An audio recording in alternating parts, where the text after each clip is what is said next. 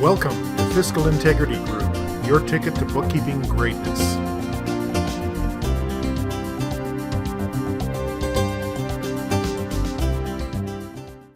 Hi, it's Sandy back here for another one of our knowledge nuggets. This one is called Transitioning a File from Year to Year. Now, it may seem like a simple task when it comes to today's accounting program technology, but there are still some basic bookkeeping fundamentals that you need to be aware of when it comes to closing one year and moving on to the next. Here are the items that I want to discuss when it comes to this topic. Now, first and foremost, you have to understand how your program works. And it does not matter really what program that you're using, because there's a lot of good accounting programs out in the field. But you do have to understand how it's working when it transitions from one year to the next. And before you can even close out a year end, you actually have to go back to the previous year and make sure that your start point is good. What I mean by that is, for example, did your year-end adjusting entries get posted in and your trial balance in the accounting program is exactly the same that was filed to the government? That's your start point. And another reason why you have to understand how your program works is you have to see what happens to the net income and the retained earnings when you move forward into a new year. And finally, the last one is filing. I just want to ensure that you're using the KISS system, which is Keep It Simple. Now, there are all kinds of things that you need to schedule in to close off a year-end properly and on time. I am pretty sure that every country has a particular deadline to submit these financials to the government. Every country is different, and you as the bookkeeper need to know these obligations. For us here in Canada, a business has up to 6 months to file. Having said this, it is not wise to wait to the 11th hour. And the reason for that is, if there is a profit, the corporate tax or the estimated corporate tax has to be 75% paid within 45 days of the year end, or the penalty and interest clock starts ticking. So for bookkeepers and accountants, if the world was perfect, you would close off the file as soon as possible. When we owned our business, the rule of thumb would be if we could close it off within 6 to 8 weeks and hand it over to the accountant, that would be great. Having said that, the world is never perfect, but if you could be within that deadline or at least 3 months, that would be great. Because you got to think that the accountant has to do their thing and they need time to do that as well. So you can see how fast 6 months starts ticking away when the bookkeeper has to close up the year end and close it up properly and package it all together, and then the accountant has to put it in their assembly line. At this point, I'm not really going to get too heavy into year-end deadlines because over in another knowledge nugget called How to Prepare a Year-End Binder, that's really where I start getting into details. So in this one, I'm only discussing how it works and what to watch out for when the transition is occurring in your accounting program. I'm going to take a quick moment and discuss the things that you have to consider when it comes to closing off your year. First and foremost, number one, you have to look at your balance sheet and take a look at all those accounts, and you have to make sure that they're reconciled and they're accurate. So what I normally do is anything that I'm reconciling when it comes to banks, credit cards, lines of credits, possibly mortgages, anything that is comes with a statement, I will take a look inside of all of these and make sure that everything's cleared in the reconciliation module, and make sure that I don't have any old outstanding transactions, because I shouldn't really. And what I mean by old and outstanding would be a deposit that I threw in there, could be pre-authorized payments, could be checks that have not been cashed. So it's stuff that hasn't cleared when you reconciled with the statements.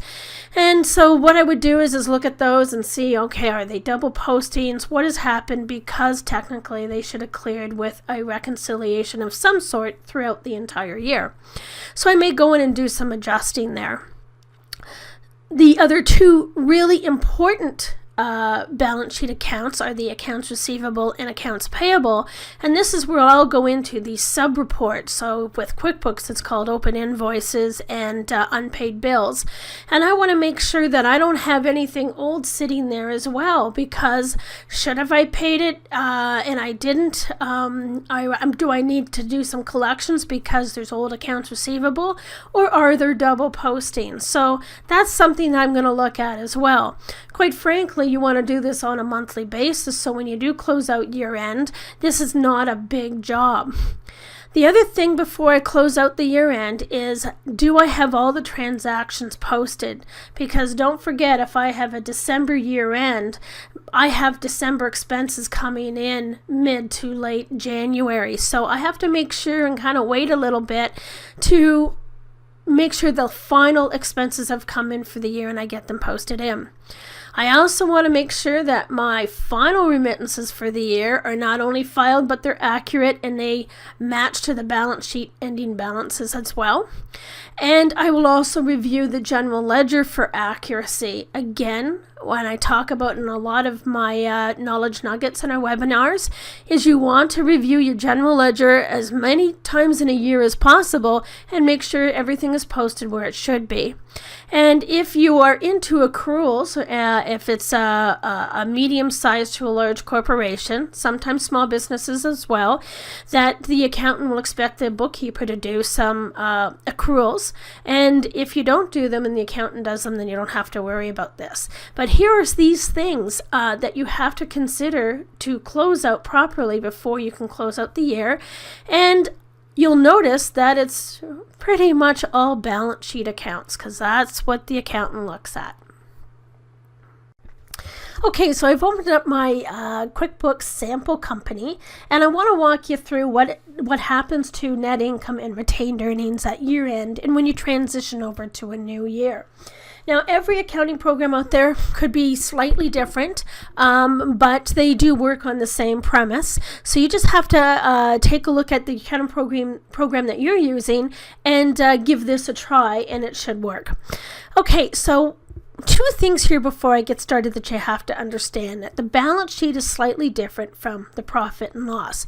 So if I open up a balance sheet right here, and I take it down to the bottom, and I've got it dated for December 31st, 2015. When it comes to a balance sheet, these accounts will go forward into the new year and future years over and over and over again. They're continuing on, and nothing happens differently. They just keep on going and continue on until the business owner decides to have an asset sale and sell the business, or they decide to close the company. And then eventually what happens is the final close takes the balances down to zero, and it becomes inactive, or it belongs to somebody else from an asset sale. So the difference between a P&L or a profit and loss or an income statement, they're all the same thing, is they stop at the end of year end. So they will stop whatever the balance is at year end. It is what it is, and it starts zero and fresh on the new year. So if I take a look at my profit and loss detail here, and you'll see that it's set for January 1st, 2015 to December 31st, 2015. And you will see that my very first entry is now starting a brand new accumulation for this year of expenses. So these are always zero to start with, the beginning of the year. They accumulate to the end of the year. That's it. Done deal. So what I want to show you here is how the accounting program links the net income down here to the balance sheet. So for example, if I take a look at the profit and loss detail here, and there's always a net income of whatever it is. It could be a profit and could be a loss, but we show a profit of $145 here. I'm in a detail format, but I could also do exactly the same thing in a standard format, and 3115. And yes, I do know I could come over here and pick from this list as well. So if I come down here, I can see my Oops, let's do this. Maybe I should have gone over to that other one.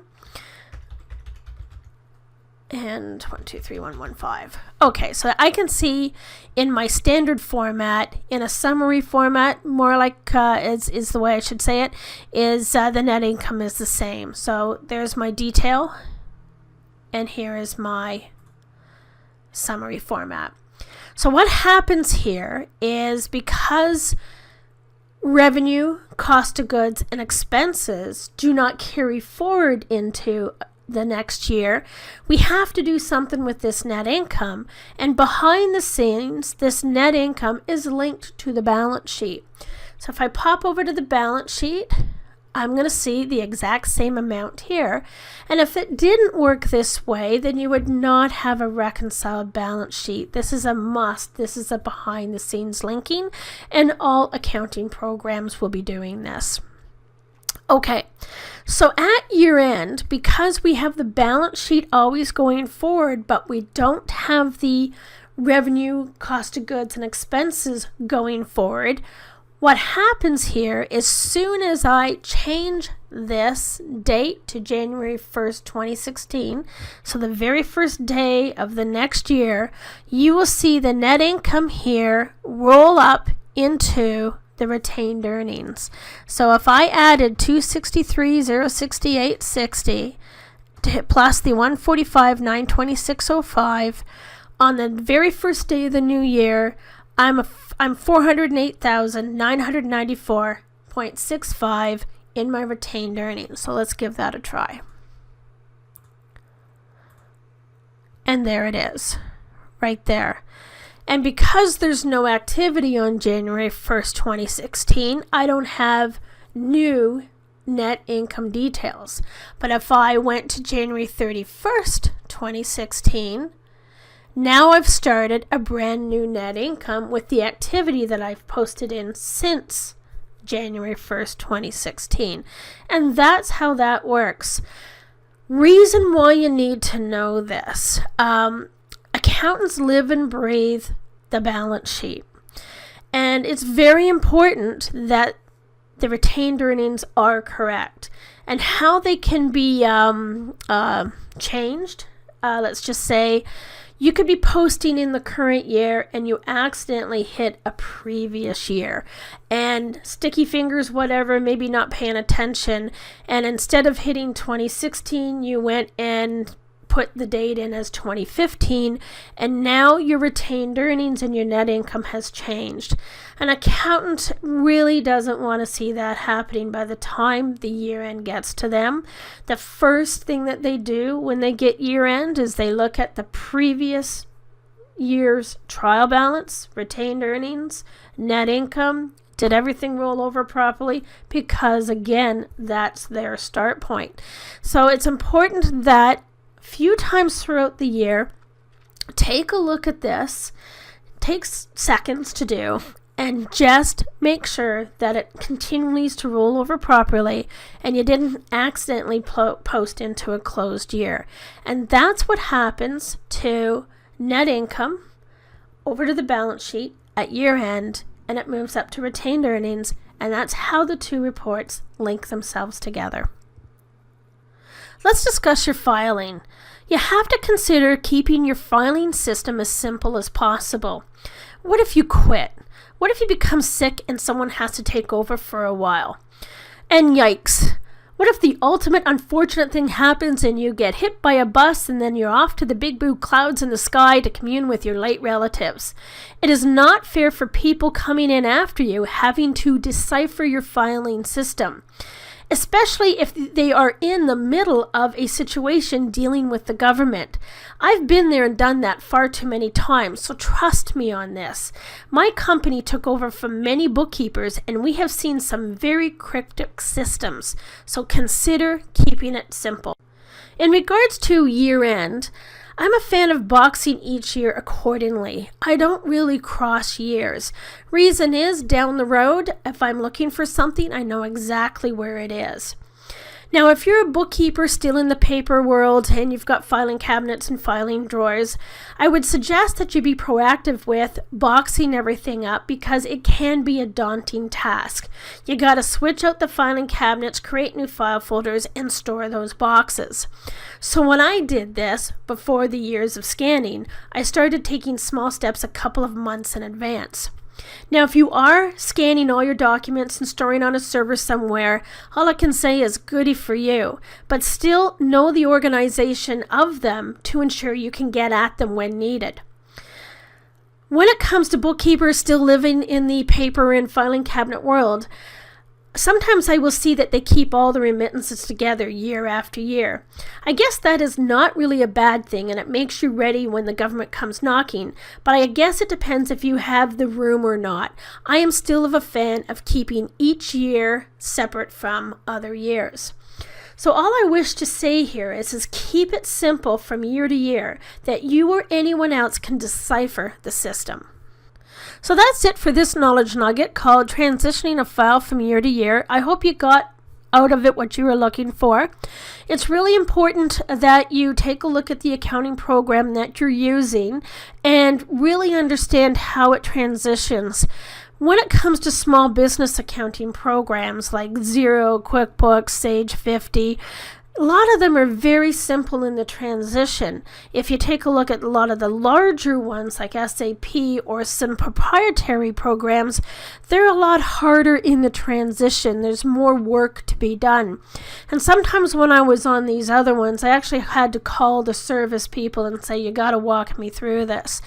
In any case, they do work the same. That net income has to transition to the balance sheet and it will transition up into the retained earnings, whatever profit or loss direction it goes. So it's important that you understand the process so you can keep your file nice and accurate.